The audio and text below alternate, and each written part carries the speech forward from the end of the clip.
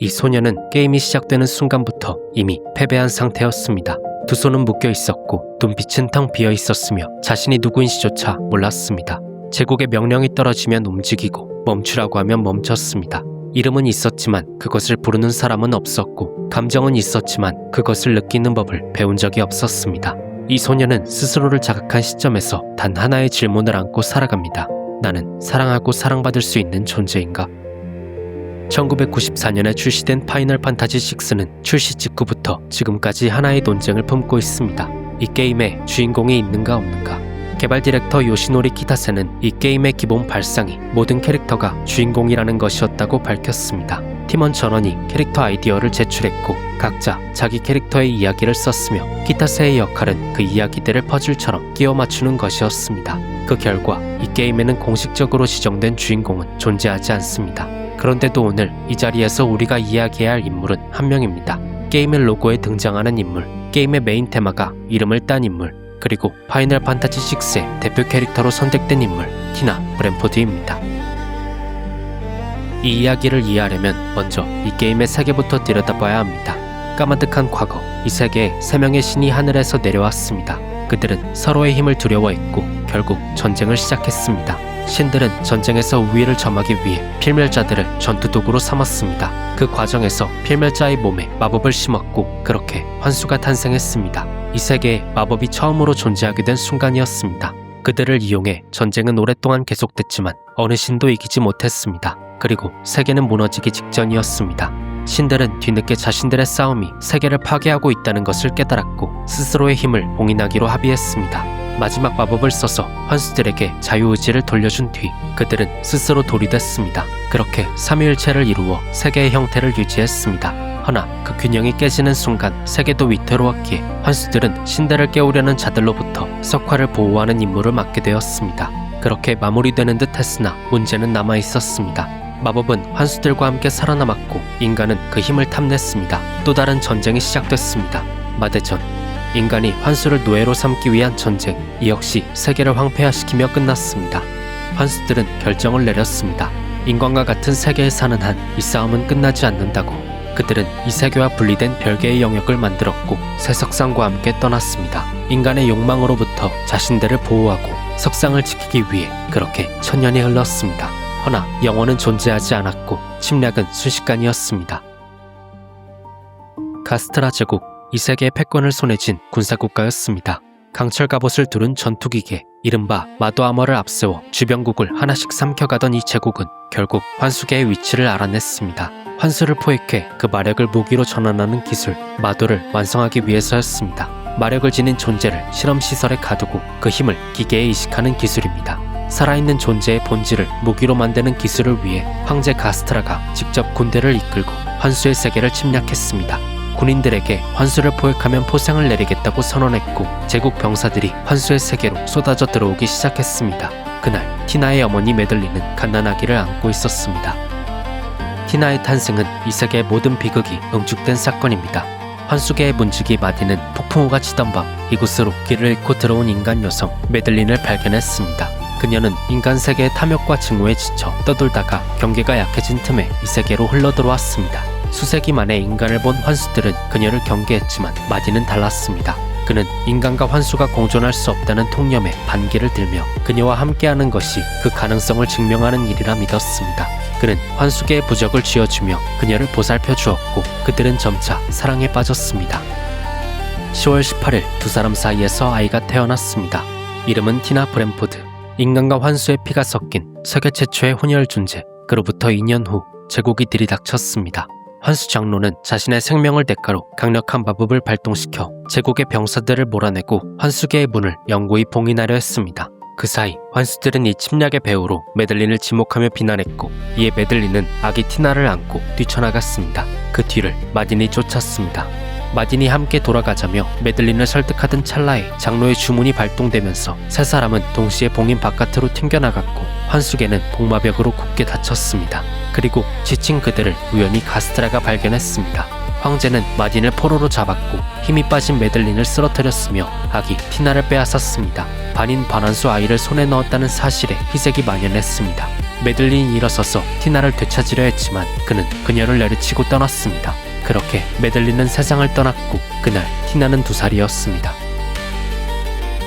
이후 16년간 무슨 일이 있었는지 게임은 자세히 알려주지 않습니다. 하지만 그 결과는 알 수 있었는데 티나는 마도 연구의 피엄체이자 생물학적 무기로 길러졌습니다. 이름은 있었지만 그 이름을 부르는 사람은 없었고 감정은 있었지만 그것을 표현하는 법을 배운 적이 없었습니다.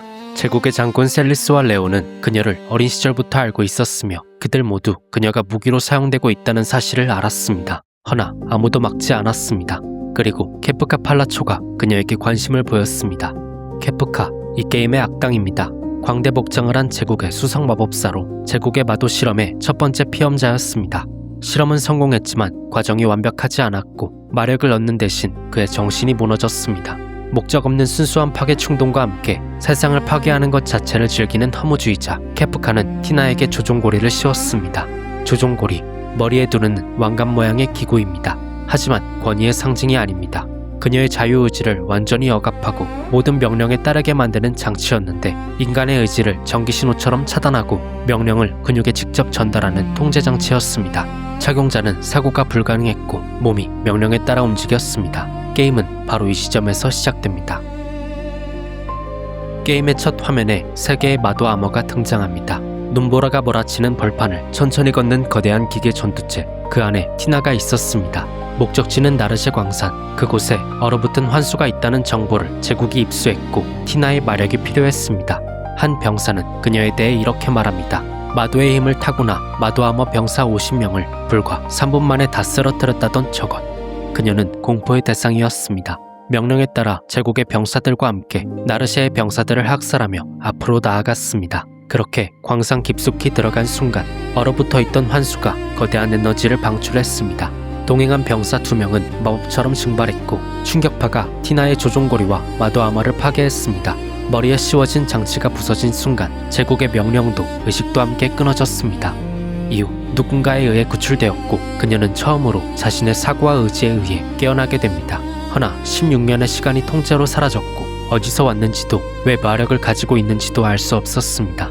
소녀는 잊혀진 기억들 가운데 하나만을 떠올릴 수 있었습니다. 내 이름은 티나.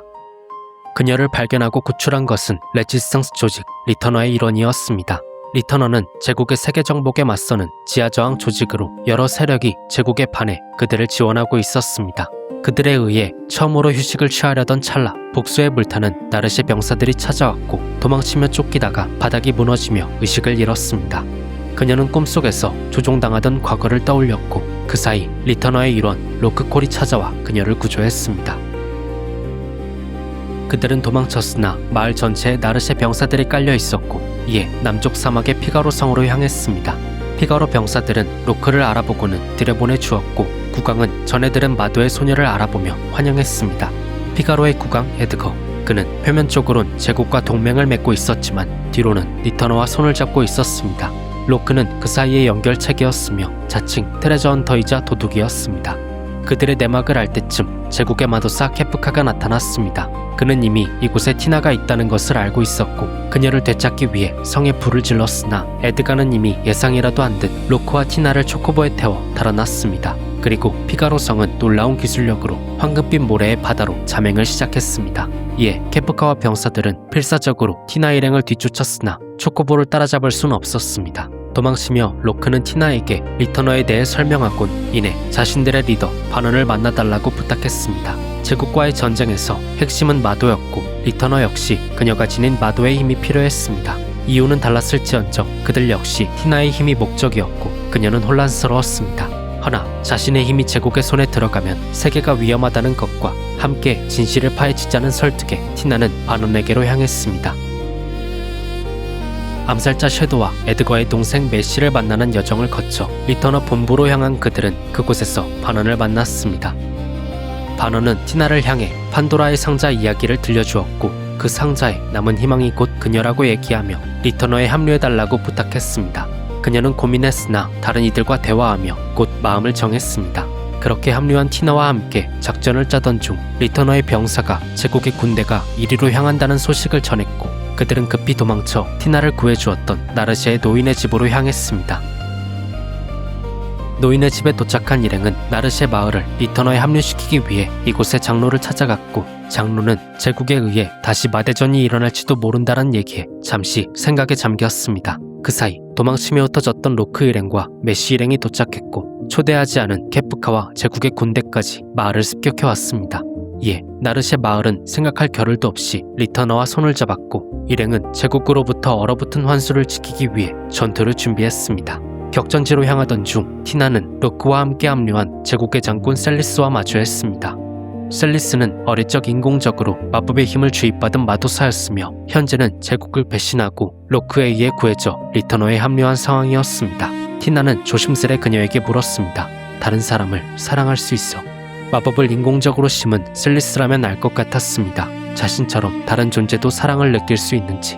하지만 셀리스는 놀리는 거냐며 비웃음으로 받아쳤고, 그렇게 티나는 아무 답도 얻지 못한 채 전투에 나섰습니다. 분노와 결의에 찬 리터너 일행은 강했고, 케프카와 제국의 군대는 패배하여 후퇴했습니다. 이후 일행은 얼어붙은 환수에게 향해 상태를 확인했는데, 그 순간 큰 파동과 함께 티나와 환수가 공명하기 시작했습니다. 티나는 환수에게 자신은 누구냐고 물었지만 돌아오는 대답은 없었고, 점차 힘이 솟구치더니 이내 티나는 환수의 모습으로 변했습니다. 그리고 그녀는 날아올라 순식간에 사라졌습니다. 티나가 환수로 변하는 파동의 충격으로 정신을 잃었던 일행은 둘로 나눠져 한 팀은 제국으로부터 나르샤를 지켰고, 다른 한 팀은 서쪽으로 사라졌다는 티나를 쫓았습니다. 이어 조조라는 마을에서 의식을 잃은 티나를 발견할 수 있었고, 놀랍게도 이 세계에 거주 중인 라무라는 이름의 환수가 그녀를 돌보고 있었습니다. 그는 티나를 찾아온 일행에게 마대전 이전에는 인간과 환수가 사이좋게 살았다는 이야기를 들려주며 어째서 자신이 환수라는 것을 숨기고 있었는지 알려주었습니다. 지금으로부터 약 20년 전 환수계에 환수와 마도의 비밀을 아는 자들이 침입했습니다. 그들은 가스트라 제국이었고 곧바로 환수를 사냥했습니다. 이에 환수들은 커다란 문을 만든 뒤 인간들을 몰아냈지만 그 사이 많은 환수들이 붙잡혔고, 붙잡힌 이들은 지금까지도 제국에 구속되어 마도의 힘 추출에 사용되고 있었습니다. 라무는 그때 휘말렸으나 간신히 화를 피해 이곳에 은둔 중이었던 것입니다. 그리고 티나가 폭주하는 것을 발견하곤 그녀를 이끌어 이곳에서 돌보고 있었습니다. 티나의 폭주의 원인은 불안이었습니다. 자신에 대해 환수도 인간도 아닌 알 수 없는 정체성과 커다란 힘의 공명은 혼란스러웠고, 그 마음은 불안정한 폭주로 나타났습니다. 라모는 제국에 구속되어 있는 자신의 친구들이 그녀를 도울 수 있을 것이라고 말했습니다. 그리고 가스트라의 방법은 틀렸다며 환수에게서 힘을 억지로 뽑아내는 불안정한 방법이 아닌 마석을 사용해야 한다고 말해주었습니다.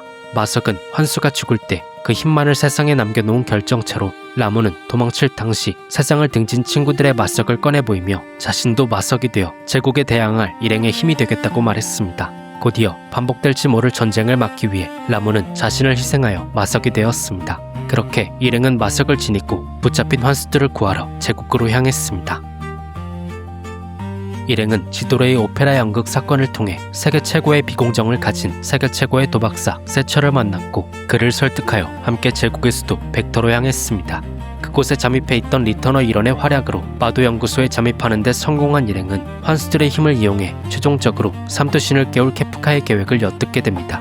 일행은 케프카가 힘을 다했다며 버린 환수들을 뒤따라가 이들을 구해내려 했으나 환수들은 자신들의 목숨이 얼마 남지 않았다는 것을 스스로 알고 있었고, 라무를 비롯해 환수들이 일행에게 힘을 맡긴 것을 알고는 힘을 다한 그들도, 아직도 연구소에서 힘을 추출당하던 환수들도 스스로 마석이 되어 일행과 합류했습니다.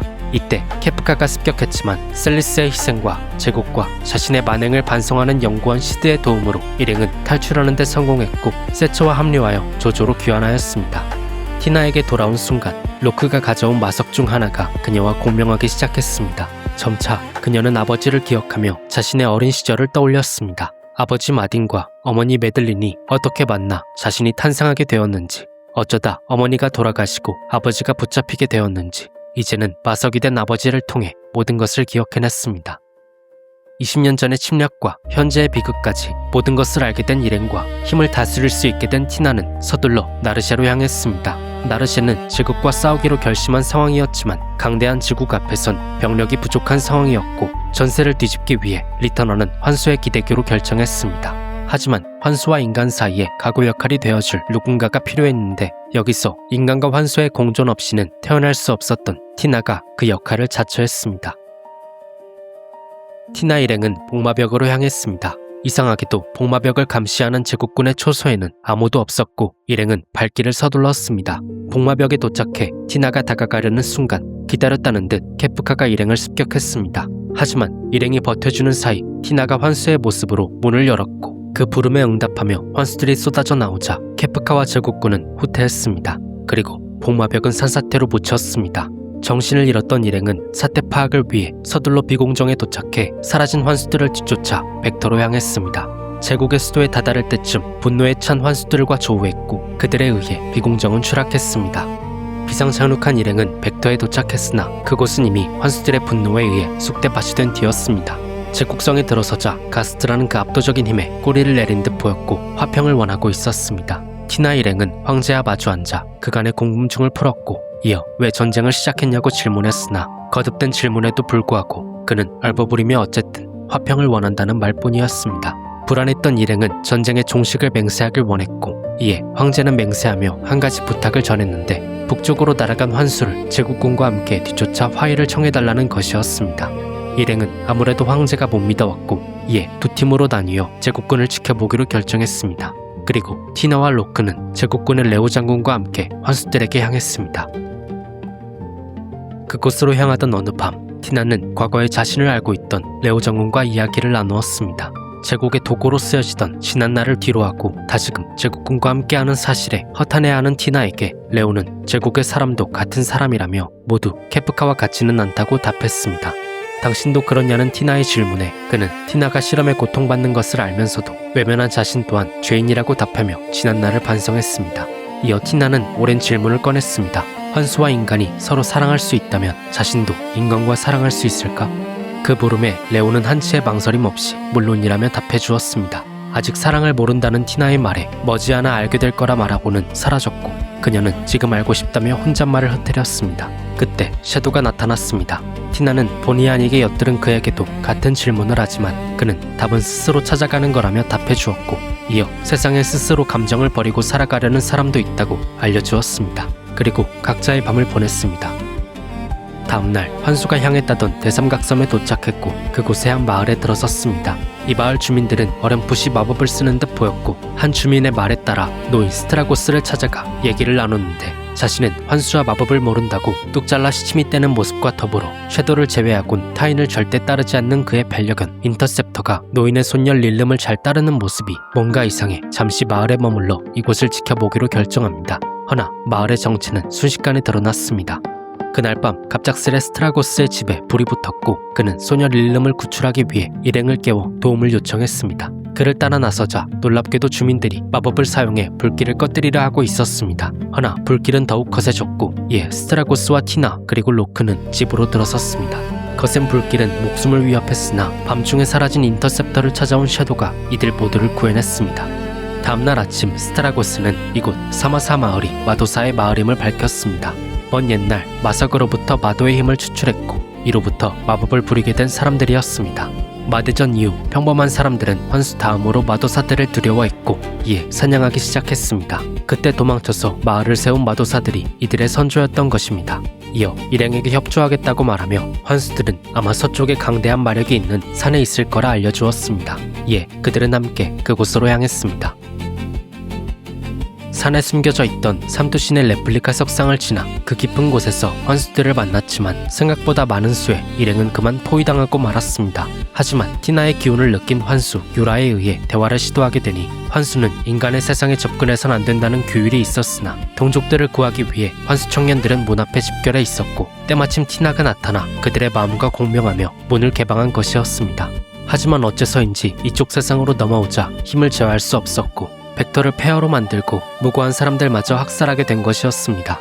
환수계와 달리 이쪽의 세상은 힘을 제어해주는 무언가가 없었고 그로 인해 티나를 포함한 환수 모두가 폭주한 것이었습니다. 학살은 그들의 의도가 아니었고 환수들은 반성하고 있었습니다. 일행은 제국이 화해하길 원한다며 환수들과 함께 레오 장군 집과 만났습니다. 유라와 레오는 서로의 과오를 인정하며 사과했고 이야기는 평화로 접어드는 듯 보였습니다. 허나 그 순간 괴랄한 웃음소리와 함께 케프카가 나타났습니다. 역시나 가스트라의 평화는 거짓이었고 케프카는 환수들을 마석으로 바꾸어 가지고 오라는 황제의 명령과 마도아머 부대를 등에 업고 환수들과 제국군을 막론하고 공격하기 시작했습니다. 일행은 그 공격의 정신을 잃었으나 레오 장군은 앞으로 나아가 케프카와 전투를 벌였습니다. 하지만 그의 속임수의 패배에 그만 목숨을 잃고 말았습니다. 그러나 그때 산사태로 영원히 잠드는 줄 알았던 복마벽이 날아가고는 환수계의 통로가 열렸고 수많은 환수들이 동료들을 구하기 위해 쏟아져 나왔습니다. 이에 케프카는 당황하지 않았습니다. 오히려 즐거워하며 이들을 홀로 상대했습니다. 제국에서 개발한 마석화 비기를 통해 환수들을 차례차례 마석으로 만들었으며 마치 그동안 연기라도 한 것처럼 압도적인 힘으로 그 싸움에서 승리했습니다. 마도제국 케프카라는 야망을 드러내 보이면서 말입니다. 결국 원하는 만큼 마석을 손에 넣은 그는 이제 복마벽 안쪽에 있는 마지막 보물을 손에 넣을 때라고 말하고는 사라졌습니다. 정신을 차린 일행은 레오 장군의 마지막을 추모했고 곧 홀로 다쳐서 돌아온 인터셉터를 보고는 섀도 또한 죽었다고 생각하며 그를 기렸습니다. 그리고 제국에 남아있을 에드거 일행을 걱정하던 찰나 그들이 비공정을 타고 사마사 마을에 도착했습니다. 에드거의 활약 덕에 미리 함정을 알아차려 도망쳐온 이들은 이내 스테라고스와 릴리까지 합류하여 비공정에서 전황을 파악하기 시작했습니다. 가스트라 황제와 케프카가 환수계로 향해 삼투신을 노린다는 것을 알게 되는데 그 순간 땅이 비명을 지르며 갈라지기 시작했습니다. 가스트라가 삼투신과 마석의 힘을 이용해 그들이 봉인되어 있던 마대륙 전체를 들어올린 것이었습니다. 마도의 기원 삼투신, 이들은 서로를 바라봄으로써 힘을 중화시켜 서로를 봉인했는데 만일 그 시선이 어긋나면 균형이 일그러져 세상이 무너진다고 알려져 있었습니다. 이에 일행은 방해하는 제국군을 쓰러뜨리며 마대륙으로 향했습니다. 마대륙에서 죽은 줄로만 알았던 섀도와 합류했으나 그는 이미 제국의 개가 된 적이 있으니 너희와 함께 싸울 자격이 없다며 사라졌고 일행은 곧 가스트라와 케프카를 마주했습니다. 삼투신을 이용하는 가스트라의 압도적인 힘 앞에 일행은 굴복했고 황제는 일행을 뒤따라온 셀리스에게 이들을 처단하라며 칼을 내밀었지만 그녀는 그 칼로 케프카를 베었습니다. 케프카는 광분했고 삼투신의 한가운데 서서 자신에게 힘을 달라며 악을 쓰기 시작했습니다. 이에 황제는 삼투신이 깨어나면 세상이 사라지고 그러면 아무 소용이 없다며 그를 설득했지만 얘기가 통하지 않자 곧바로 케프카를 없애기로 결정합니다. 그런데 케프카는 웃기 시작했습니다. 황제는 아랑곳하지 않고 공격했으나 삼투신에 의해 마법이 흡수되어 아무 소용이 없었습니다. 삼투신의 한가운데 서 있던 케프카는 그들에게 명령을 내렸고 거짓말처럼 명령에 의해 떨어지는 엄청난 공격에 황제는 죽음을 맞이했습니다. 세상을 호령하던 제국의 황제는 공포가 세상을 덮을 거라는 유언과 함께 비참한 최후를 맞이했습니다. 이제 케프카는 멈추지 않았습니다. 삼투신 석상의 위치를 옮기며 균형을 무너뜨렸습니다. 티나 일행도 위험해지던 찰나 섀도가 나타나 자신도 반드시 돌아가겠다며 일행을 내보냈고 그들은 무너져가는 마대륙을 달려 결국 섀도와 함께 비공정으로 탈출하는 데 성공합니다. 허나 삼투신의 폭주는 시작되었고 대지는 더 극심하게 갈라졌으며 비공정은 그 여파로 두 갈래로 나뉘었습니다. 이윽고 모든 것이 소멸할 폭발 이후 대륙이 갈라졌습니다. 그렇게 그날 세상이 붕괴되었습니다. 파멸하고 소멸하여 누구 하나 생사를 확인할 수 없는 세상. 그 붕괴로부터 1년 뒤 우리는 셀리스를 통해 모블리즈 마을이란 곳에서 티나를 만날 수 있었습니다. 그녀는 이곳에서 엄마라고 불리며 아이들을 돌보고 있었는데 과거 세상이 붕괴하던 날 케프카의 심판의 빛으로 인해 이 마을의 어른들은 아이들을 감싸다 죽었습니다. 아이들만 남겨진 이곳에 도달한 티나는 해야 할 이유가 없음에도 아이들을 보살폈고 그들 또한 티나를 필요로 했습니다. 그들로 인해 티나는 뭔가 이상한 기분을 느꼈습니다. 그리고 이 감정이 자신에게 싹튼 순간 자신은 싸울 힘을 잃었다고 말했습니다. 이어 점차 이 감정을 이해할 수 있을 것 같다고 말했지만 이해할수록 싸울 힘을 잃어간다고 덧붙였습니다. 그때 혼바바가 나타났습니다. 대지가 갈라지던 날 되살아난 고대의 괴물 혼바바. 티나는 이곳을 지키기 위해 싸웠습니다. 허나 역부족이었고 가세한 셀리스와 메시에 의해 구해졌습니다. 그녀는 부상당해 침대에 누워 자신은 집만 될 것이라며 아이들이 자신을 필요로 하니 이곳에 남겠다고 전했습니다. 조금 더 시간이 지나 자신의 마음에서 싹트는 이것에 대해 해답을 얻게 된다면 이란 말을 끝으로 고개를 돌렸고 셀리스 일행은 그 마음을 이해한 듯 발걸음을 돌렸습니다. 셀리스와 메시는 케프카를 쓰러뜨리고 세상을 구하기 위해 동료를 찾아 나섰습니다. 도적단의 수장으로 둔갑한 에드거를 만났고 날개를 잃은 세처를 만났고 날개를 되찾아 새를 쫓다 카이엔을 만났고 여전히 드넓은 대지에서 가오를 만났습니다. 또한 인터셉터와 섀도를 만났고 그리고 다시 모블리즈 마을로 돌아왔습니다. 티나를 만나 얘기를 나누려던 찰나 또다시 혼바바가 나타났고 일행은 맞서 싸웠습니다. 예상치 못한 괴물의 저력에 패색이 드리워졌으나 그때 티나가 나타나 가세했습니다. 그들의 케미는 전처럼 혹은 그 이상이었고 마침내 혼바바를 쓰러뜨리는 데 성공합니다.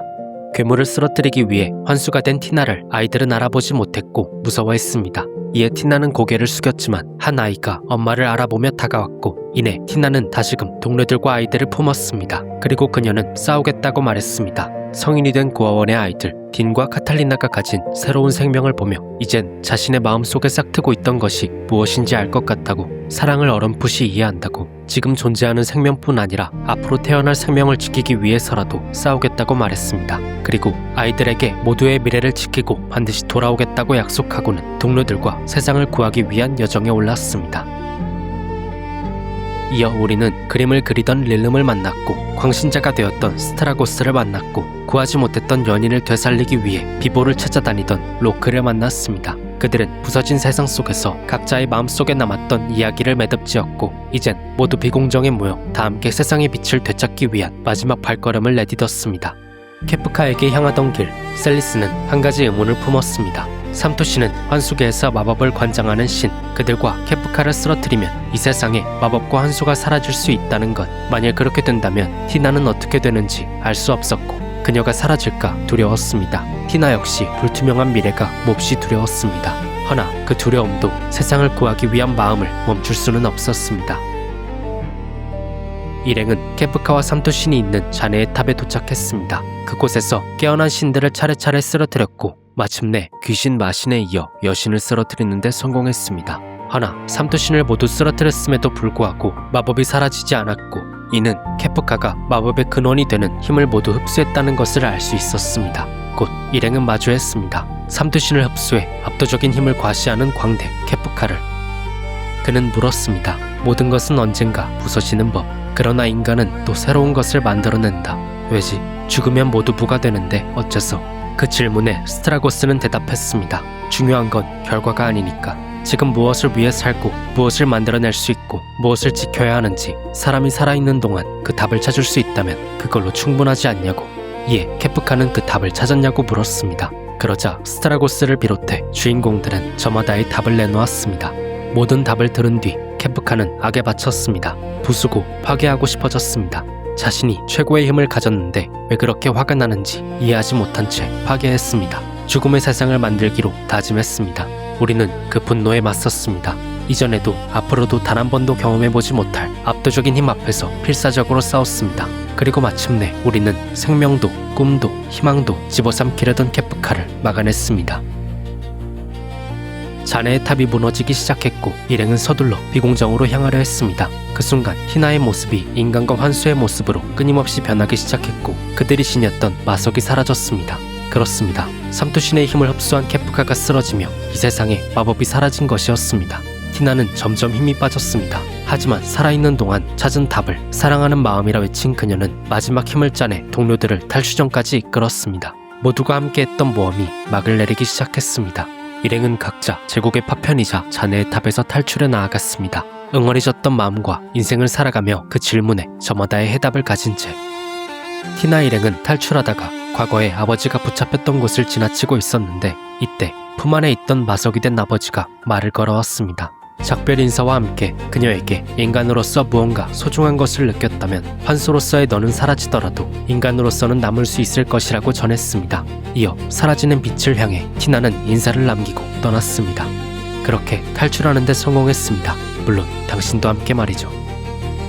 비공정에 일행이 탑승하자 티나는 그들을 이끌어 탈출시키기 시작했습니다. 끝내 마지막 마석이 사라지고 그녀도 힘을 다해 의식을 잃고 추락했으나 세처는 비공정을 급하강해 가까스로 받아냈습니다. 동료들 덕에 정신을 차린 티나는 이제 인간으로서 숨쉬었고 하늘을 향해 그리고 사랑하는 마음을 지닐 수 있게 만들어줄 이들에게 소리쳤습니다. 그렇게 우리 모두를 태운 비공정은 하늘을 날았고 상처 입었던 세상은 놀라운 속도로 회복해 나아갔습니다. 이야기 어떠셨나요? 사실 이 결말은 원래 존재하지 않을 뻔했습니다. 개발팀은 처음에 티나가 마법과 함께 소멸하는 결말을 계획했습니다. 하지만 그녀가 마침내 자신의 인간성을 발견했으므로 이것은 지나치다는 결론 아래 티나를 살리는 방향으로 바꿨습니다. 마력을 잃고 살아남은 것, 이것이 오히려 티나에게 완전한 자유였습니다.